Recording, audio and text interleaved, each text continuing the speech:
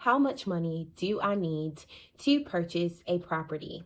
How much money do I need to have saved up to buy my first home? What's going on, everyone? My name is Camille Washington. I'm a local realtor here in the state of North Carolina with Keller Williams Realty. And on my YouTube channel, I help to educate first-time home buyers and those who are interested in a career in real estate. So let's go ahead and get started.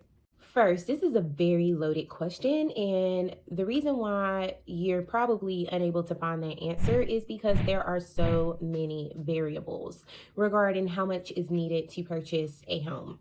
That will depend entirely on the location, the price point, and then your personal financial situation. So let's start with the location, for example. If you are living in a small rural town, maybe no one wants to live there for whatever reason, maybe it's not a hot spot, what have you, no growth whatsoever, and maybe home prices are around the 100,000s. Believe it or not, that does exist in some places in the United States where you can find a nice home between $100,000 and $200,000 depending on where you live. Well, your amount that you will need to bring to the closing table will vary significantly from what someone would who is living in a city where it's the hot places where everyone wants to go, which we all know is Dallas, Orlando, Miami, Washington, D.C., New York City, LA, all of those places. The prices are through the roof.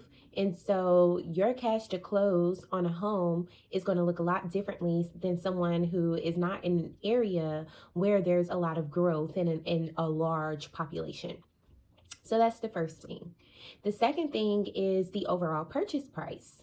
If we narrow into one city and you are maybe looking at a purchase price of maybe, still going with the same example, $150,000, and then you have the same buyer in the same city that's maybe looking at $1 million property.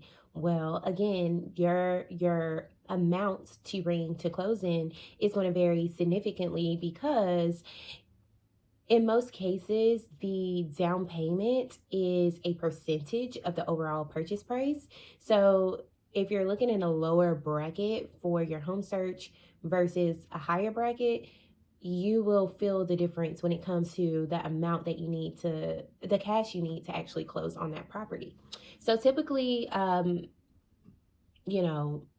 payment, you may be looking at 3 to 5%. And your closing costs, again, 3 to 5%. I always just stick with 4 since it's the middle number.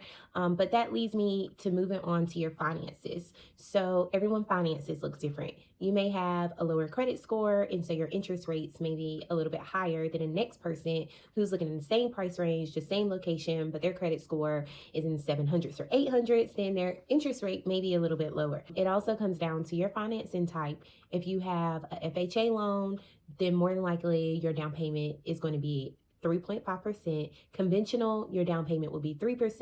And if you have a USDA or a VA loan, then your down payment likely would be 0%. So all of those factors play a role when it comes to how much money do I need to buy a home. And there's free resources that you can use out there to sort of calculate this. I generally like going to realtor.com's calculator.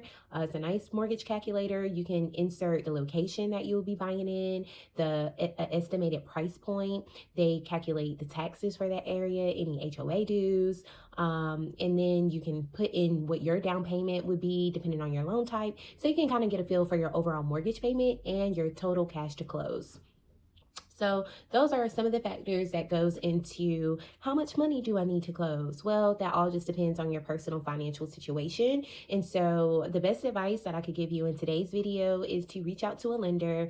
I know many first-time home buyers kind of shy away from lenders for whatever reason of having their credit pulled, or just because they don't want anyone in their finances. Maybe they aren't ready yet, but honestly, the lender is going to be the best resource for you if you're even thinking about owning a home, because you don't want to be working on items that may not matter. I've had, clients that have had medical bills, and that's, for a lot of lenders, that's not something that they look at. Or you may be focused on paying down your student loans to zero, and the lenders, may count a certain percentage of it. So you always want to speak to a lender first and have that as your first stop after the realtor. We want to be the first point of contact to point you in the right direction for different lenders. Maybe you're needing some credit coaching and things of that nature. So always start with the lender. They'll be a good first stop for you in determining what your total cash to close might be if you're looking to purchase a home in the next year or two. So that's all I have for you guys in today's video. I actually have to get running to a showing appointment for my buyer client. So I hope you found this video helpful. If you liked it, give it a thumbs up and don't forget to subscribe. Talk to y'all in the next one.